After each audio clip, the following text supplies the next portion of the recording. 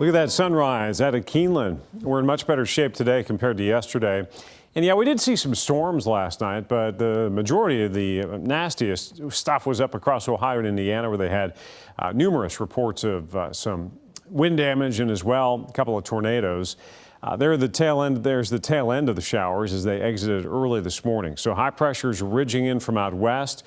As far as those storms and reports over the last 24 hours, they tell the tale. They were all clustered right across southern Ohio, Indiana, and then up towards Columbus. With hardly anything here. We had some storms. There were a couple of severe thunderstorm warnings across northern counties, but it just never amounted to much. Thank goodness, didn't want it to. But there are the wind damage reports and those potential tornadoes that they'll be scouting out today up north.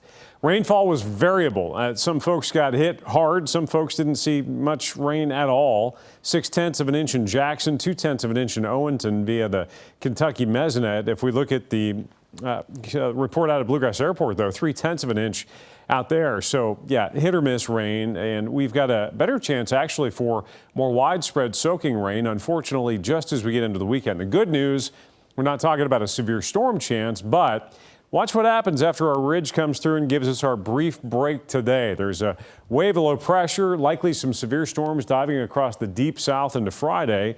We will see a slug of rain coming in Friday evening, overnight, and then wrapping up Saturday morning.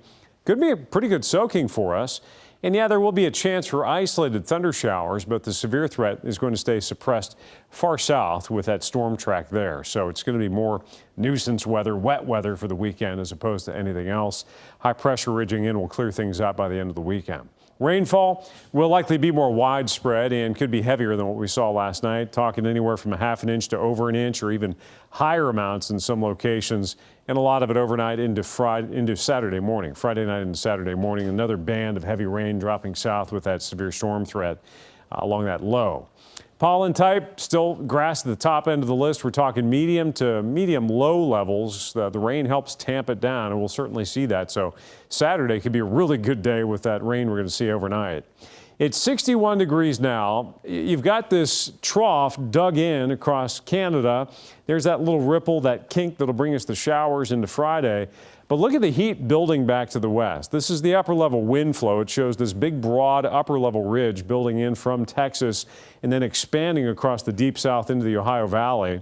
If you look at the short run, the temperatures nationally, they're already into the 90s. They've been hitting the triple digits back towards Phoenix, but watch the heat building in Texas. Already by tomorrow, they could be up to around 100 down in San Antonio, and that heat is gradually going to bubble north. So we've got a pretty good chance for below normal temperatures over the weekend.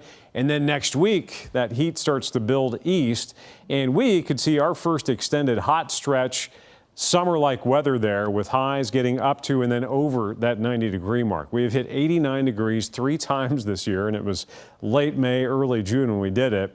Last time we got into the 90s, we hit a 91-degree high late August of last year. So we've got a pretty good chance of doing that next week. That's good pool weather right there. The one drawback, maybe a daily afternoon chance for isolated to a few showers and storms.